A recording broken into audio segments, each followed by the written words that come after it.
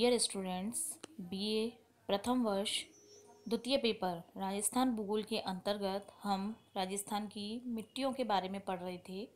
इससे पहले के लेक्चर्स में हमने राजस्थान की मिट्टियों के वर्गीकरण और राजस्थान में मिट्टी से संबंधित जो विभिन्न समस्याएं हैं उनके बारे में चर्चा करी।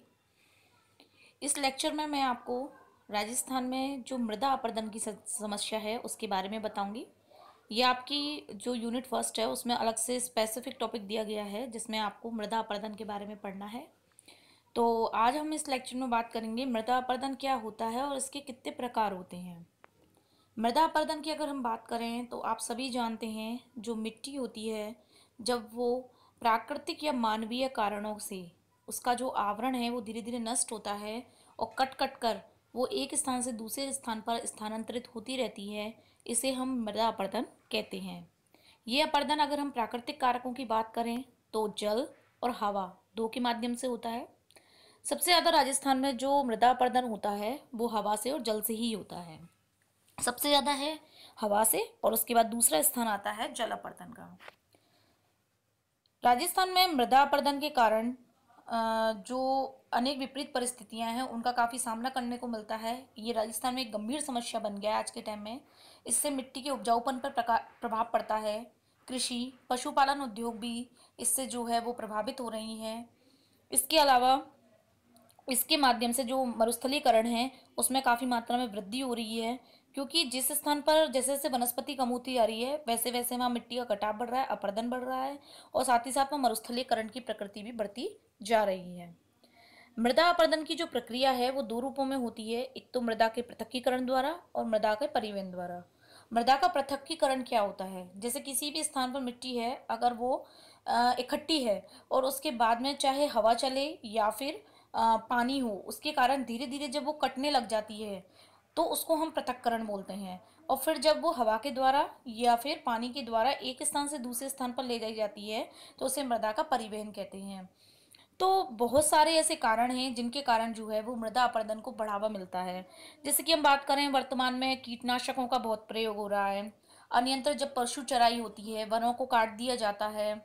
इसके अलावा जलवायु है, अनेक भौतिक शक्ति हैं, उनके द्वारा भी जब मृदा के कण अपने स्थान से हटना स्टार्ट कर देते हैं तो इन सभी कारणों से जो है वो मृदा अपरदन की समस्या उत्पन्न होती है और ये सभी कारण जो है मृदा अपरदन को बढ़ावा देते हैं। तो राजस्थान के अंतर्गत अगर हम बात करें तो मृदा अपरदन जो है वो एक बहुत ही गंभीर समस्या है और धीरे धीरे ये मृदा अपरदन की जो प्रवृत्ति है वो राजस्थान में मरुस्थलीकरण को बढ़ावा दे रही है। जैसा कि और भी हम अगर इस बारे में बात करते हैं तो हम देख सकते हैं कि अगर एक ही स्थान पर पशुओं की लगातार चराई की जाती है या फिर पेड़ों की कटाई होती है, जंगलों में आग भी लगती है, पहाड़ों में खनन होता है, ऐसी बहुत सारी गतिविधियां हैं जो राजस्थान में मृदा अपरदन को बढ़ावा दे रही हैं। इसके जो कुप्रभाव है वो राजस्थान में अनेक स्थानों पर देखते हैं, जैसे कि दक्षिण पूर्वी जो भाग है उसमें चंबल के उत्खात स्थलाकृति वाले क्षेत्र विकसित होते हैं। जैसे आप चंबल के जो बीहड़ है वो इसके अंतर्गत आते हैं। ये सब मृदा अपरदन का ही परिणाम है। धीरे धीरे मिट्टी का कटाव हुआ जिससे बीच में ऊंचे ऊंचे रेत के से टीले बने रह गए। वायु द्वारा जो अपरदन होता है वो सबसे ज्यादा राजस्थान के उत्तर पश्चिमी भाग में होता है और जो पहाड़ी ढालें जैसे अरावली पर्वतीय क्षेत्र हैं उनमें भी मृदा अपरदन काफी तीव्र गति से होता है।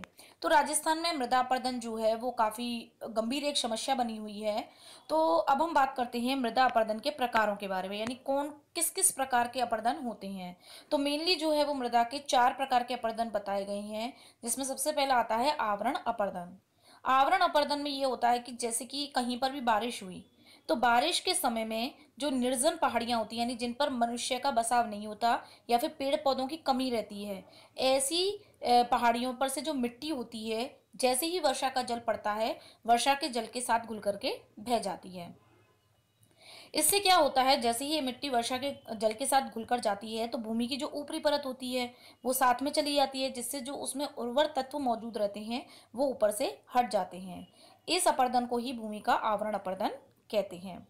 इस प्रकार का अपरदन जो एक तो वनों के विनाश के कारण होता है और बदलती हुई खेती की जो प्रतिरूप हैं उनके कारण जो है इसकी उत्पत्ति हो रही है। वन जो होते हैं वो अपरदन को रोकने का सबसे महत्वपूर्ण साधन है, क्योंकि वनों वनों की जड़ों में जो होती है मिट्टी जुड़ी जकड़ी हुई रहती है। तो जैसे आप पेड़ों को काटेंगे तो मिट्टी जो होती है वो उसका अपरदन स्टार्ट हो जाता है। इस प्रकार का जो आवरण अपरदन है वो मुख्य रूप से राजस्थान में सिरोही, उदयपुर, अलवर, डूंगरपुर आदि जिलों में अधिक होता है। दूसरा आता है अवनलिका अपर्दन। अवनलिका का मतलब होता है कोई भी जैसे मेन नदी है, उस मेन नदी में अन्य जो सहायक नदी हैं या फिर छोटी छोटी नदियां हैं या नाले हैं, तो इस नाले के कारण जो जल का बहाव होता है उसे अवनलिका अपर्दन कहते हैं। इसमें क्या होता है कि जल बहता है तो ये छोटी छोटी धाराओं में होता है, जिससे मिट्टी का जो ऊपरी आवरण है वो तो हटता नहीं है, बल्कि जल जो है कुछ गहराई तक बहता हुआ चला जाता है। तो इसके कारण जो मिट्टी की ऊपरी आवरण है वो हटने के बजाय जो गहराई होती है गहराई तक कट करके गहरे गहरे गड्ढे या नालियां बन जाती हैं। और ये नालियां और गड्ढे जो होते हैं यही धीरे धीरे मिट्टी का कटाव करते रहते हैं। तो इसे भूमि का अवनलिका अपर्दन कहते हैं।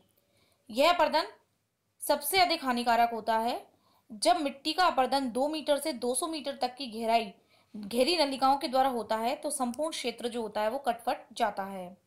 इस मृदा अपरदन को बीहड़ या उत्खात स्थलाकृति कहते हैं।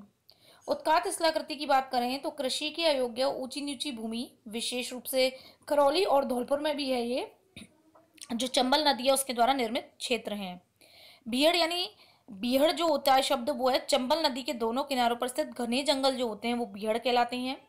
कोटा से बारा के मध्य के जंगलों को कुंवारी बीहड़ के नाम से भी जाना जाता है। तो इस तरीके से अवनलिका वर्धन होता है, नदियों के माध्यम से गहरे गहरे गड्ढे स्थान स्थान पर बन जाते हैं जो वहां की मिट्टी को काटने का कार्य करते हैं।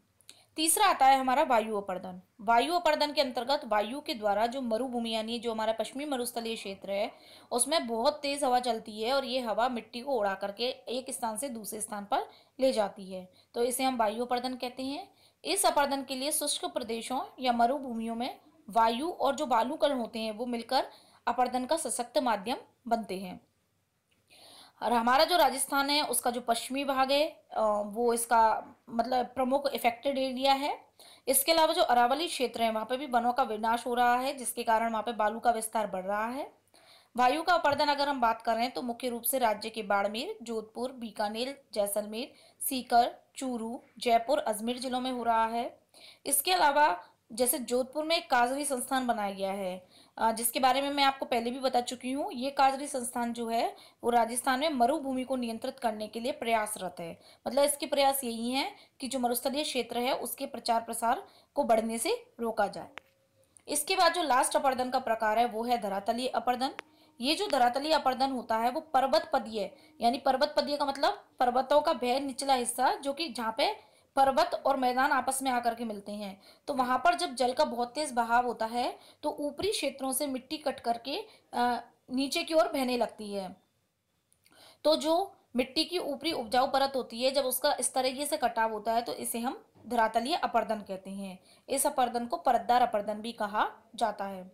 तो इस तरीके से हमने आज के इस लेक्चर में बात करी कि मृदा अपर्दन क्या होता है और उसके कौन कौन से प्रकार होते हैं। अब हम बात करेंगे मृदा अपर्दन के कारण, उसके प्रभाव और उसको रोकने के उपायों के बारे में। तो इसके बारे में हम अपने नेक्स्ट लेक्चर में पढ़ेंगे।